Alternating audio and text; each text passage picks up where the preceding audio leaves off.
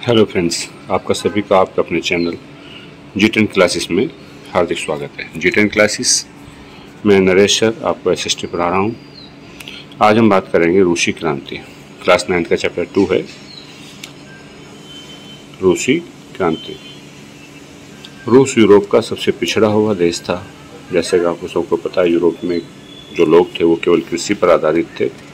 वहाँ पर 18वीं शताब्दी के लास्ट में ही उद्योग धंधों का औद्योगिकरण की शुरुआत हुई थी, तो वह यूरोप का सबसे ज़्यादा पिछड़ा हुआ देश था।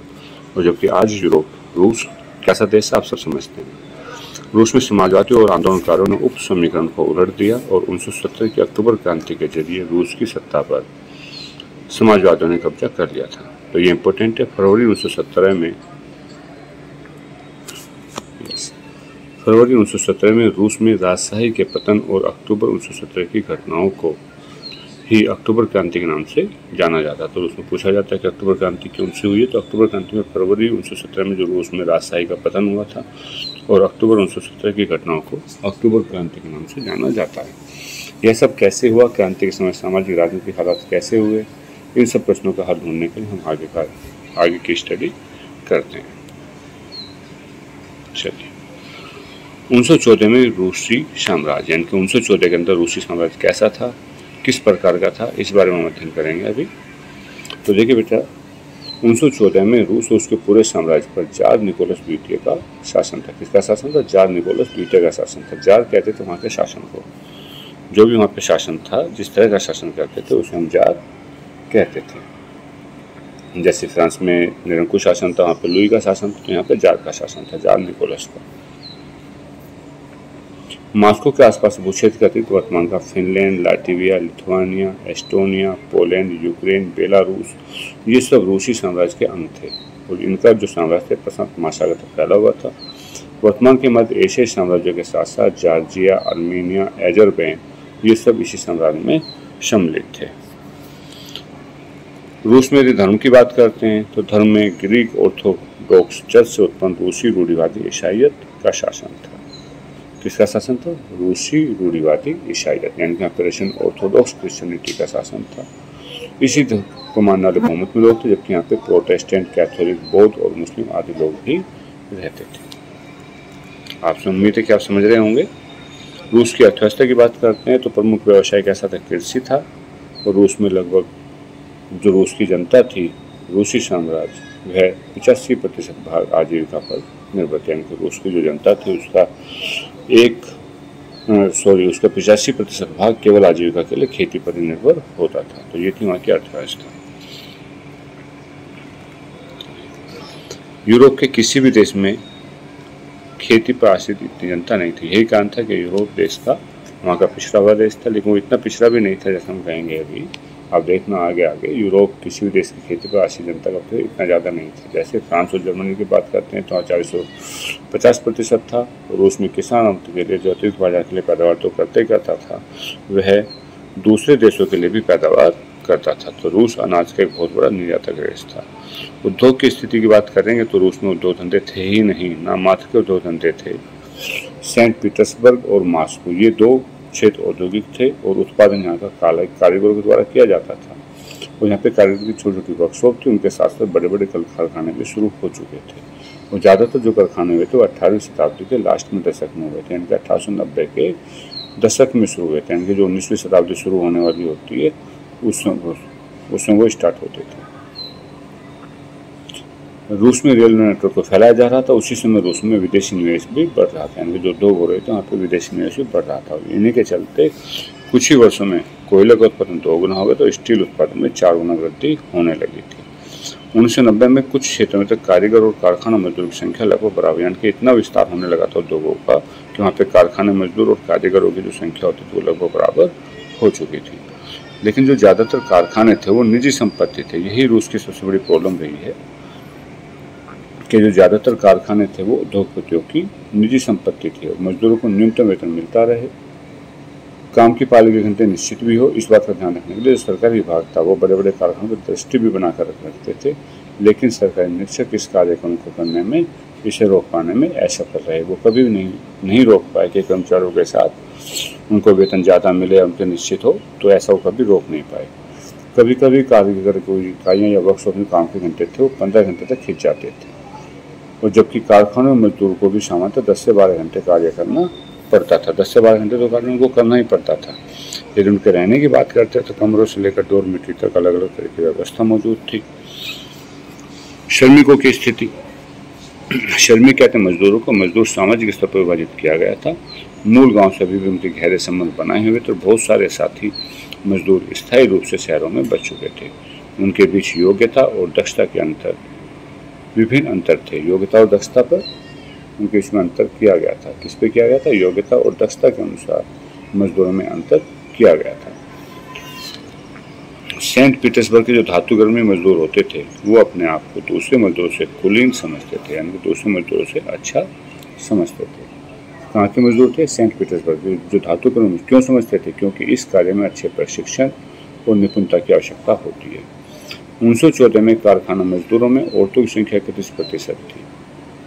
तो इससे क्या समझ में आता है कि वहाँ पर औरतों को भी काम किया जाता था, औरतों से मजदूरी कराई जाती थी, औरतों को काम दिया जाता था, लेकिन वहाँ भी कुछ डिफ्रेंशिएट कर भेदभाव करते थे। उन्हें जो वेतन मिलता था वो पुरुषों इतना वेतन नहीं मिलता था। पुरुषों के वेतन के सापेक्ष से आधे से 3/4 तक उनको वेतन प्राप्त होता था, और यह डिफरेंस इनको पहनावे से भी देखा जाता था। कई बेरोजगार और वित्तीय कठिनाइयों के चलते मजदूरों ने एक दूसरे की मदद करने के लिए संगठन का निर्माण किया। किसका निर्माण किया? संघों का निर्माण किया, संगठन का निर्माण किया। श्रमिकों में जब संगठन का निर्माण होने लगा, एक दूसरे मदद के लिए वो संगठन का निर्माण करते थे, तो श्रमिकों में एकता आने लगी, और इस एकता का फायदा तब देखने को मिलता था, यानी कि संगठनों का फायदा तभी देखने को मिलता था जब किसी मजदूर पर अत्याचार होता था या किसी मजदूर को नौकरी से निकाल दिया जाता था, निष्कासित कर दिया जाता था या निकाल दिया जाता था। तो ये मजदूर क्या करते थे? जो आज करते हैं, संगठित होकर के हड़ताल कर देते थे। ऐसी 2 हड़ताल हुई थी। 1896-97 के बीच में कपड़ा उद्योग में हड़ताल हुई, और सन 1902 में धातु उद्योग में कई हड़ताल बड़ी संख्या देखने को आयोजित किए गए। यहाँ पे 2 प्रश्न आपके बन जाते हैं। कपड़ा उद्योग में हड़ताल किस वर्ष हुई? तो 1896-97 में। और धातु उद्योग में हड़ताल किस वर्ष हुई? तो यह 1902 में हुई। किसानों की स्थिति की बात करेंगे तो किसानों की स्थिति इतनी अच्छी नहीं होती, जैसे आजकल नहीं होती, ऐसे तब भी किसानों की स्थिति अच्छी नहीं थी। ग्रामीण क्षेत्र में ज़्यादातर भूमि पर जो खेती किसके द्वारा की जाती? किसानों द्वारा की जाती, तो सेम आ गया। लेकिन जो बड़ी बड़ी संपत्तियाँ आती थी, जैसे फ्रांस में होता था, चर्च की संपत्ति होती थी, सामंत और राजशाही होती, वही काम यूरोप में था या रूस में था। वहाँ पर ऑर्थोडॉक्स चर्च, सामंत और राजशाही का कब्जा था। मजदूरों की तरह किसान भी अलग अलग तरह से बटे हुए थे। ज़्यादातर किसान कैसे स्वभाव के थे? किसान सीधे होते हैं, शर्मीले होते हैं, सज्जन लोग होते हैं। तो वहाँ के किसान भी धार्मिक स्वभाव के थे, लेकिन वे क्या नहीं करते थे? नवाबों और सामंतों का सम्मान बिल्कुल भी नहीं करते थे। नवाबों और सामंतों को जो सत्ता या हैसियत प्राप्त होती थी वह लोकप्रियता की वजह से नहीं होती थी, बल्कि उनको जो जार होता था, शासक होता था, उसके प्रति निष्ठा और सेवाओं का फल था।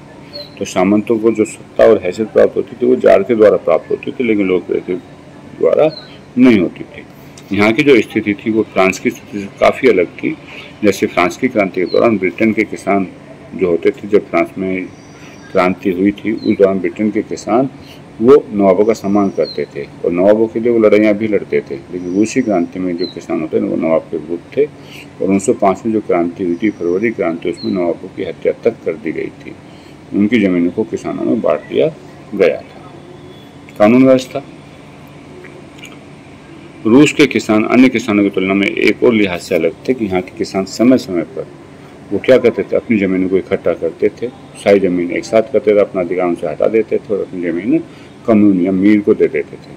और फिर कम्यून एक संगठन होता था, वो पूरे परिवार की आवश्यकता के अनुसार भूमि को दोबारा वितरित कर देते थे। यानी कि ये जो किसान थे सार्वजनिक संपत्ति के पक्षधर थे, सारी संपत्ति को सार्वजनिक कर देते थे, जिसको जितनी रिक्वायरमेंट होती थी उतनी उनको बांटी जाती थी। रूस में समाजवाद,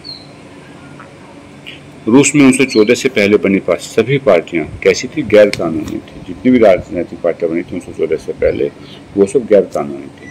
मार्क्स के विचारों को मानने, मार्क्स कौन था? समाजवादी था। 1898 में रूसी सामाजिक लोकतांत्रिक श्रमिक पार्टी, याद रखनी पड़ेगी आपको, मार्क्स के विचारों को मानने वाले समाजवादियों ने एक पार्टी का गठन किया था 1898 ईस्वी में, जिस पार्टी का नाम था रूसी सामाजिक लोकतांत्रिक श्रमिक पार्टी, यानी कि Russian social democratic workers party.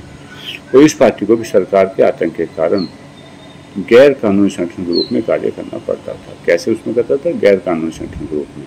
उसके बाद इस पार्टी ने अपना अखबार भी निकाला कुछ समय बाद, और मजदूरों को संगठित कर हड़ताल आदि कार्यक्रम भी आयोजित करती थी।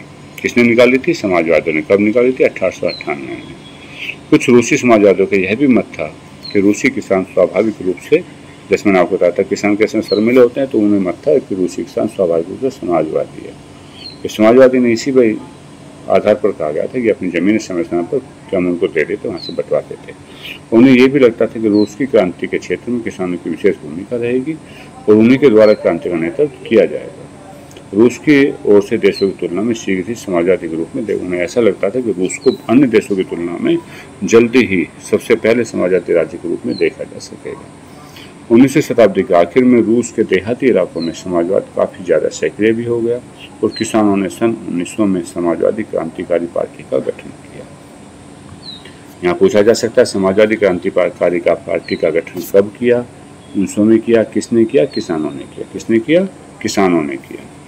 इस पार्टी के किसानों को किस पार्टी ने? समाजवादी क्रांतिकारी पार्टी ने, जो किसानों ने बनाई थी। तो किसके लिए संघर्ष करेंगे? किसानों के लिए करेंगे। तो किसानों के अधिकारों के लिए इन्होंने संघर्ष किया और सामंतों द्वारा जो अधिकृत भूमि थी वह किसानों को वापस कर दी जाए, इस तरह की मांग भी इन्होंने की थी। किसानों के सवाल पर जो सामाजिक लोकतांत्रिक खेमा था, अब किसान सवाल करने लगे सामंतों द्वारा अधिकृत भूमि किसान की डिमांड ज़्यादा बढ़ने लगी। जब डिमांड ज़्यादा बढ़ती है तो दूसरी पार्टियाँ उससे असहमत होने लगती है। तो किसानों के सवाल पर जो सामाजिक लोकतांत्रिक खेमा था, जो सामाजिक लोकतांत्रिक पार्टी किसकी थी, ये आप मुझे कमेंट्स में बताएंगे। सामाजिक लोकतांत्रिक पार्टी किसकी थी? तो ये क्रांतियों से असहमत होने लगा और लेनिन ने यहाँ पे एक विचार दे दिया था कि किसानों में एकजुटता नहीं थी। जैसे कुछ किसान धनी थे, कुछ निर्धन थे और कुछ किसान पूंजीपति थे। किसानों की चीज़ें होती हैं और कुछ किसान मजदूरी भी करते हैं, इनके पास जमीन नहीं होती, वो मजदूरी करते हैं।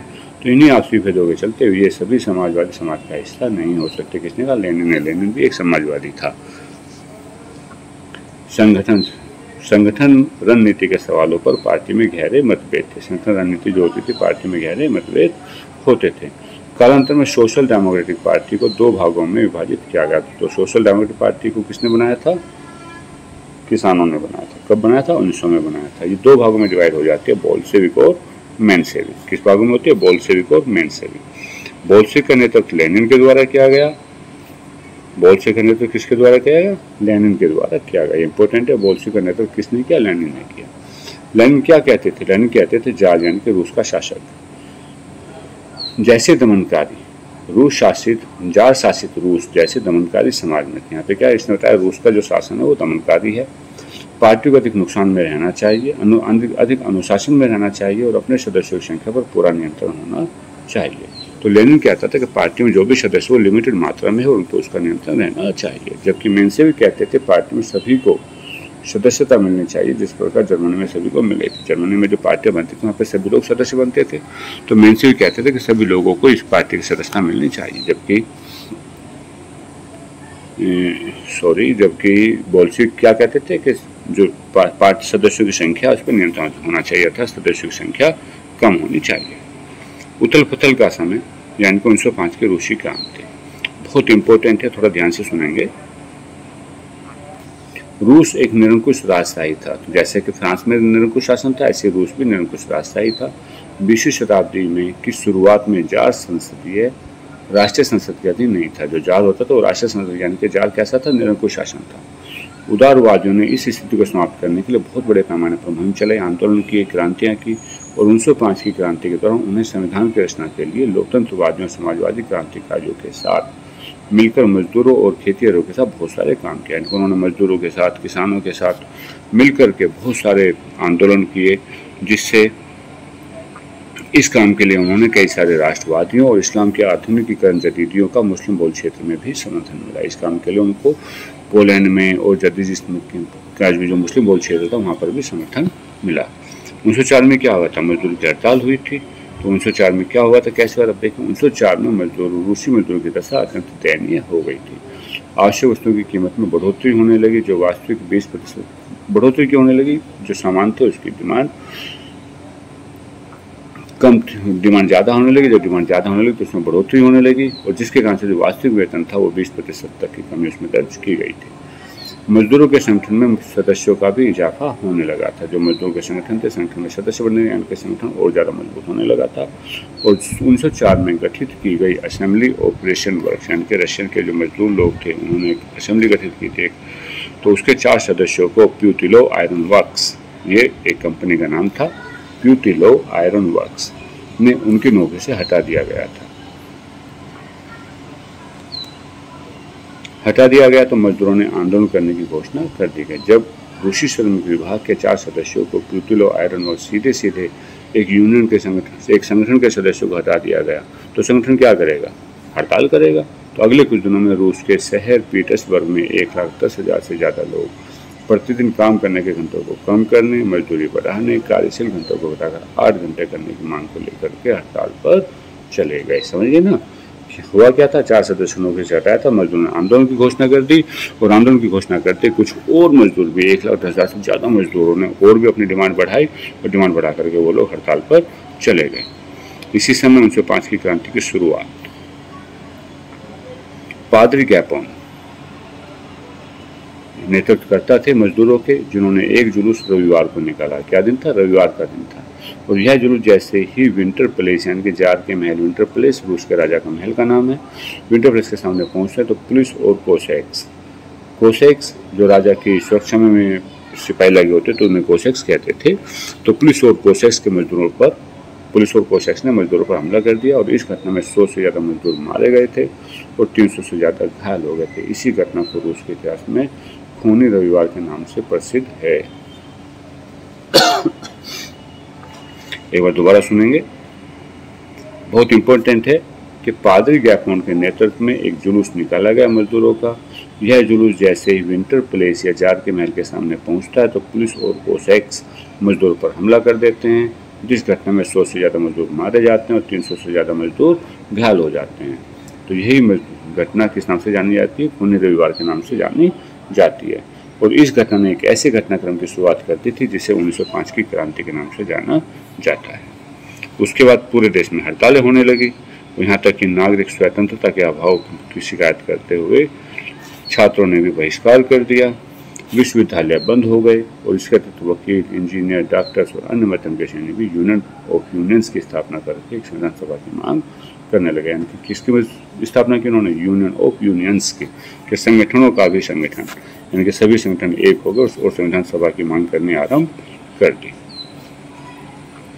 ड्यूमा क्या है? ड्यूमा है रूस की संसद का नाम है ड्यूमा का गठन किया जाने लगा। इन सब के चलते 1905 की क्रांति के समय जार रूस का शासक एक निर्वाचित परामर्शदाता संसद या ड्यूमा का गठन को मंजूरी कर दी गई। जार ने मंजूरी कर दी, ठीक है अब क्रांति हो चुकी है, अब हम संसद का निर्माण करेंगे। संसद क्या करेगी? कानून बनाएंगे, नियम बनाएंगे।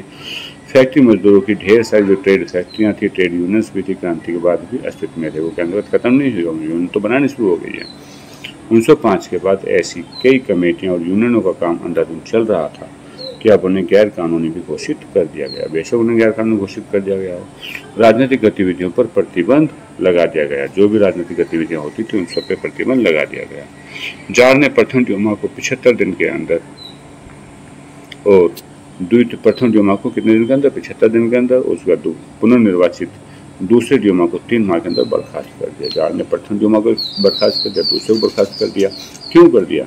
क्योंकि वह अपनी सत्ता पर किसी भी प्रकार की जवाबदेही या अपनी शक्तियों में किसी भी तरह की कमी नहीं चाहता था। जो 75 दिन में ड्यूमा हुई थी, संसद ने राजा की शक्तियों को कम करने की कोशिश की, नियम के अनुसार, कानून के अनुसार, तो राजा ने उनको बर्खास्त ही कर दिया। अब क्या किया? जार ने मतदान के नियम चेंज कर दिए, नियम बदल दिए और तीसरी ड्यूमा में रूढ़िवादी नेताओं को भर दिया। रूढ़िवादी कौन होते हैं? पहले बताया था, जो परंपरावादी होते हैं, जो किसी भी तरह के बदलाव को नहीं चाहते हैं। तो यहाँ पर उदारवादियों और क्रांतिकारियों को इस ड्यूमा से बाहर रखा गया। तो राजा की मनपसंद की इच्छा हो गई, उसने तीसरी ड्यूमा का विस्तार करने लगा, तीसरी ड्यूमा को बनाया और निर्वाचित कर दिया। चलिए आज इतना ही है। वीडियो पसंद आई तो लाइक शेयर करें। जिस छात्र को कुछ भी चीज़ समझ में नहीं आई हो, कोई प्रश्न रह गया हो तो उसको पूछना ना भूले, कमेंट में जरूर पास करें।